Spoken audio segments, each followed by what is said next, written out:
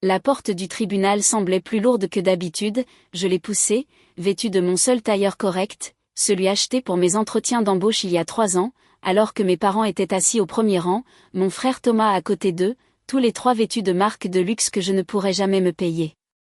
Maman m'a vu en premier, elle s'est penchée pour chuchoter quelque chose à papa qui a levé les yeux au ciel, vraiment levé les yeux au ciel comme si j'étais une nuisance, comme si je leur faisais perdre leur temps en venant me défendre. Leur avocat, maître Richard, brassait des papiers, confiant, le genre de confiance qui vient avec des honoraires à 500 € de l'heure. Le juge n'était pas encore entré, pensait-il vraiment que j'allais simplement tout abandonner, que j'allais entrer, m'excuser et renoncer à tout ce que papy Gérard m'avait laissé? J'ai posé ma mallette sur la table de la défense, 3 dossiers à l'intérieur avec des onglets de couleur, il n'avait aucune idée de ce qu'il y avait dedans. Avant d'aller plus loin, laissez un commentaire, d'où regardez-vous cette vidéo et quelle heure est-il chez vous?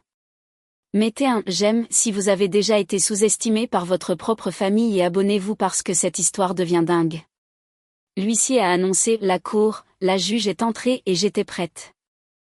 Pour comprendre comment nous en sommes arrivés là, vous devez savoir comment tout a commencé, je n'ai jamais été la favorite, mon frère Thomas était l'enfant roi, une nouvelle voiture pour ses 18 ans, son école de commerce payée intégralement, l'apport pour son premier appartement parisien, tout ce qu'il voulait, maman et papa signaient le chèque. Moi, je travaillais de nuit dans un supermarché pour payer ma fac de droit, j'ai vécu dans un studio miteux en banlieue avec des souris dans les murs, je n'étais pas la mère, j'ai juste appris tôt que je ne pouvais compter que sur moi-même. Mais papy Gérard me voyait, c'est lui qui est venu à ma remise de diplôme quand personne d'autre ne l'a fait, celui qui m'emmenait déjeuner dans une brasserie un dimanche sur 2 et s'intéressait à mes cours, c'est toi qui réussiras, m'a-t-il dit un jour, ton frère a du charme, toi tu as du cran, le cran dure plus longtemps. C'est aussi lui qui m'a appris à garder des traces, garde tout, disait-il, chaque lettre, chaque reçu, chaque email, tu ne sais jamais quand tu auras besoin de preuves, je pensais qu'il était juste vieux jeu, je ne réalisais pas qu'il me préparait. Quand papy est décédé, le notaire a lu le testament, mon frère a eu la maison de famille en Normandie, maman et papa ont eu les comptes d'investissement et l'assurance vie, j'ai eu le fonds d'éducation. Ça ne semblait pas grand-chose jusqu'à ce que le notaire explique que papy l'avait bloqué 20 ans plus tôt et qu'il avait généré des intérêts composés depuis, ma part valait plus que la maison et les investissements réunis, 1,2 million d'euros. Le visage de maman est devenu livide et c'est là que tout a changé. 2 semaines plus tard, maman a appelé, nous devons parler en famille, viens dîner samedi. J'aurais dû m'en douter, quand je suis arrivée, ils attendaient tous, maman, papa, Thomas et un homme en costume gris que je n'avais jamais vu, voici maître Richard, a dit maman, notre avocat. Je me suis assise, l'atmosphère était lourde, maître Richard a fait glisser un document sur la table, nous avons rédigé un pacte de famille pour le bien de tous. J'ai parcouru la première page, il stipulait que je transférerais ma part de l'héritage sur un compte de gestion familiale, il le superviserait, l'investirait de manière responsable et me verserait une allocation mensuelle de 2 000 € sur mon propre argent. Tu n'as jamais su gérer l'argent, ma chérie, a dit maman d'une voix mielleuse, nous essayons de te protéger. Me protéger? Tu es jeune, impulsive, une telle somme pourrait gâcher ta vie si tu ne fais pas attention. Mon frère s'est penché vers moi, ne sois pas égoïste, il s'agit de garder l'héritage de papy intact. J'ai regardé le papier à nouveau puis l'avocat, et si je dis non? Le visage de papa s'est durci, la chaleur a disparu, alors nous ferons ça à la dure. L'avocat s'est raclé la gorge, nous pouvons déposer une requête auprès du juge des tutelles, une mise sous curatelle si nécessaire, ce serait regrettable, coûteux et embarrassant pour vous. Il a laissé planer ce mot, embarrassant. Vous avez 72 heures pour décider, a dit l'avocat. Je me suis levée, j'ai pris l'accord non signé, c'est décidé, et je suis sortie. J'avais 72 heures avant qu'ils ne déposent leur plainte, je n'ai pas perdu une seconde. 72 heures plus tard, un huissier a frappé à la porte de mon studio, j'ai signé pour l'enveloppe, mes mains tremblaient, à l'intérieur se trouvait une assignation, 14 pages, il demandait au tribunal de me déclarer financièrement incompétente, de nommer ma mère comme curatrice de mes biens pour ma propre protection. Les allégations étaient brutales, dépenses inconsidérées, mauvais jugement, incapacité à gérer des affaires financières complexes, que des mensonges, mais c'était officiel, déposé. Au greffe, la date d'audience était fixée à 3 semaines. Mon téléphone a sonné cet après-midi-là, ma patronne, Chloé, tu peux venir? Il faut qu'on parle. Je me suis assise dans son bureau et elle a fait glisser une impression sur le bureau, une recherche de procédure civile, mon nom, la requête. Il se passe quelque chose qu'on devrait savoir? C'est un litige familial, ce n'est pas vrai. Elle avait l'air mal à l'aise. Nous allons devoir te mettre en mise à pied conservatoire le temps que ce soit résolu, c'est la politique de la maison. Je suis sortie de ce bureau dans le brouillard. Ma meilleure amie Sophie m'a appelée ce soir-là, elle était au courant, donne-leur juste la moitié, a-t-elle dit, ça ne vaut pas la peine de se battre, il te restera quand même 600 000 €, c'est plus que ce que la plupart des gens voient dans une vie. J'y ai pensé, peut-être qu'elle avait raison, peut-être que je devrais juste les laisser gagner, mais ensuite j'ai ouvert le classeur de papy, celui qu'il m'avait donné il y a 5 ans, j'ai tourné la page 12 et mes mains se sont remises à trembler pour une raison complètement différente. Page 12, section 7, sous-section D, je l'ai lu 3 fois pour être sûr de ne pas l'imaginer. Tout bénéficiaire qui initie ou participe à une action en justice visant à priver un autre bénéficiaire de sa part désignée perdra immédiatement la totalité de ses droits dans cette succession, une clause pénale d'exclusion. Et dans la marge, l'écriture de papy, encre bleue, lettres majuscules soignées, garde ça en sécurité gamine, fais confiance mais vérifie. Il savait, d'une manière ou d'une autre il savait que cela pourrait arriver. J'ai appelé Lucas, il était dans mon groupe de travail à la fac, il venait de prêter serment il y a 3 mois. Lucas, j'ai besoin que tu regardes un truc maintenant. Il est venu, il a lu la clause, l'a relue, c'est applicable, a-t-il dit, s'ils te poursuivent pour prendre ta part et que cette clause est valide, ils perdent tout, la maison, les investissements, tout. Tu es sûr? Je suis sûr, c'est l'arme atomique. J'ai rédigé une lettre ce soir-là, en recommandé avec accusé de réception, copie à mes parents, mon frère et maître Richard, elle comprenait une page, section 7 sous-section des surlignés et une note, vous avez 48 heures pour retirer votre requête, si vous continuez la clause d'exclusion sera appliquée, vous perdrez tout ce que papy vous a laissé. Je l'ai envoyé à 6 heures du matin. Le délai est passé, ils n'ont pas retiré leur plainte, ils ont surenchéri.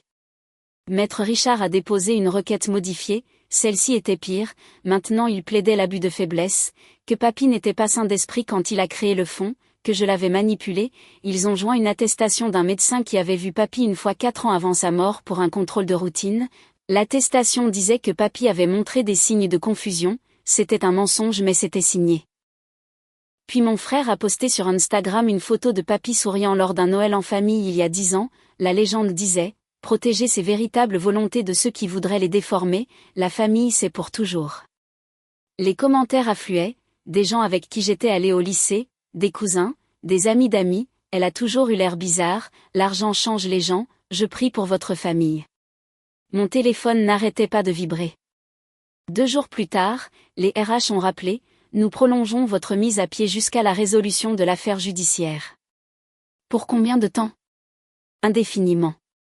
La date d'audience était dans 1 semaine, je ne pouvais pas dormir, je ne pouvais pas manger, chaque fois que j'ouvrais les réseaux sociaux il y avait un autre post, un autre commentaire.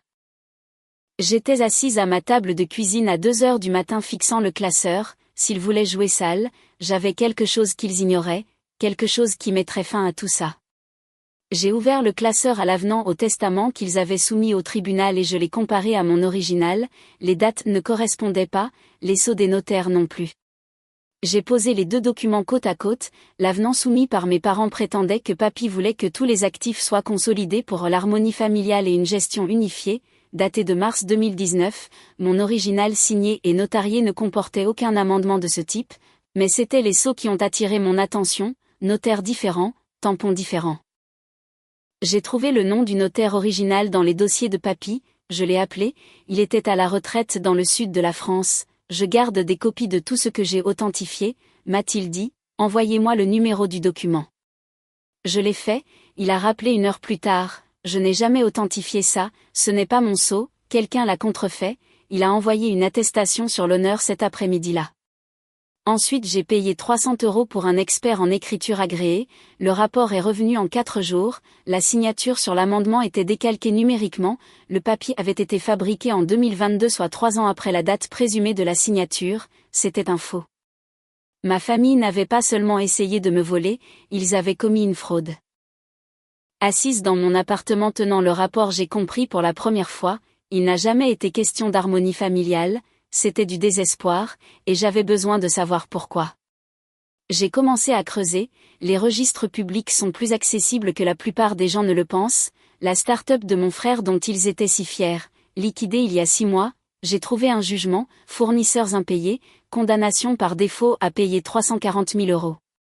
Puis j'ai cherché l'adresse de mes parents, avis de saisie immobilière, 485 000 € de dette, 90 jours pour payer où la banque prenait la maison. J'ai vérifié le compte d'investissement de papa, il l'avait mentionné une fois lors d'un dîner, liquidé, appel de marge, tout perdu. J'ai vérifié l'activité récente de maman sur LinkedIn, elle émet des posts sur la consolidation de dette et la planification de la retraite, le calcul était simple, l'échec de Thomas 340 000, la saisie 485 000, leur part combinée 670 000, ma part 1,2 million. Il n'était pas méchant, il se noyait, et il pensait que me couler les sauverait. J'ai fermé mon ordinateur, je savais exactement ce que je devais faire et ce n'était pas ce à quoi il s'attendait, je ne voulais pas seulement me défendre, je voulais finir ça proprement et définitivement. J'ai rédigé une contre-requête, manquement à l'obligation fiduciaire, fraude, application de la clause d'exclusion, ensuite j'ai déposé une motion pour geler tous les versements de la succession. J'ai travaillé toute la nuit, vérifié chaque citation, chaque pièce, chaque mot, à 11h43 je l'ai soumise par voie électronique, l'email de confirmation est arrivé, avocat au dossier, mon nom, suivi du titre avocate à la cour. J'avais passé le barreau 6 mois plus tôt, cours du soir, cela m'avait pris 4 ans, je ne l'avais dit à personne, pas même à mes amis, je voulais éviter les questions mais maintenant ça comptait, j'ai imprimé mon certificat, je l'ai encadré, papy aurait été fier. La nuit avant l'audience je n'ai pas dormi, j'ai passé en revue chaque argument, chaque preuve. Quand le réveil a sonné à 5 heures j'étais déjà habillée, je me suis regardée dans le miroir et j'ai conduit jusqu'au tribunal. La porte semblait lourde, je l'ai poussée, maman, papa, Thomas, maître Richard, tous là. Maman m'a vu, a chuchoté, papa a levé les yeux au ciel, mon frère a souri narquoisement. J'ai posé ma mallette, l'huissier s'est levé, la juge est entrée, une femme âgée au regard perçant. Ceci est une requête pour mise sous tutelle déposée par Martine et Philippe, je vois aussi une contre-requête, elle s'est arrêtée, m'a regardée, mademoiselle, êtes-vous représentée ou comparaissez-vous en votre nom propre? Je me suis levée, madame la juge, je suis l'avocate au dossier, j'ai été admise au barreau en janvier. La salle est devenue silencieuse, le visage de Richard s'est vidé de ses couleurs, la bouche de ma mère s'est ouverte, mon frère a cessé de sourire. La juge a hoché la tête, procédé. J'ai ouvert le premier dossier, madame la juge, première pièce, la clause d'exclusion du testament, j'ai remis la copie, cette clause stipule que tout bénéficiaire qui initie une action en justice pour priver un autre perd sa part. La juge l'a lu, a regardé Richard, maître, étiez-vous au courant? Richard a bégayé, nous. Nous en avons été informés récemment. J'ai ouvert le deuxième dossier, deuxième pièce, l'amendement frauduleux, troisième pièce, l'expertise graphologique, je les ai posés côte à côte, l'amendement est un faux, signature décalquée, papier fabriqué après la date. La juge a lu le rapport lentement, puis elle a regardé mes parents, avez-vous une explication? Silence. Richard s'est levé, nous demandons un report, refusé. Vos clients ont-ils une explication? Silence. La juge a posé le rapport, je rejette la requête, la clause d'exclusion est applicable et sera appliquée, les demandeurs perdent leur part, j'impose aussi 15 000 € de sanctions pour procédure abusive et je transmets le dossier au procureur. Le marteau est retombé, j'ai rangé ma mallette sans me retourner. La clause a été appliquée 30 jours plus tard, mes parents ont perdu les comptes, mon frère a perdu la maison, les actifs ont été redistribués selon le vœu de papy vers un fonds de bourse d'études. Mon frère a déposé un dossier de surendettement, il gère un magasin dans la ville voisine, mes parents ont vendu leur maison avant la saisie pour un petit appartement. Le procureur n'a pas poursuivi au pénal, mes parents ont payé les frais et leur avocat les a lâchés. J'ai pris 400 000 € pour créer la bourse au nom de papy, la première cérémonie a eu lieu au printemps avec 5 étudiants travailleurs. J'ai payé mes dettes, acheté un appartement et ouvert mon cabinet d'avocat spécialisé en succession. J'ai mis des limites strictes avec ma famille, contact minimum, maman a envoyé un email 6 mois plus tard disant « Je suis désolée que ce soit compliqué, aucune vraie excuse », j'ai répondu « Merci, bonne continuation ». Papa ne m'a jamais reparlé et j'ai fait la paix avec ça. Mon frère a voulu prendre un café, j'ai dit non, pas maintenant. Je vois la photo de papy sur mon bureau chaque matin, je ne vois plus le combat, je vois l'homme qui a cru en moi, qui m'a appris que l'amour sans respect n'est que du contrôle. J'ai gardé les preuves et j'ai gagné, non par vengeance mais pour récupérer ma vie.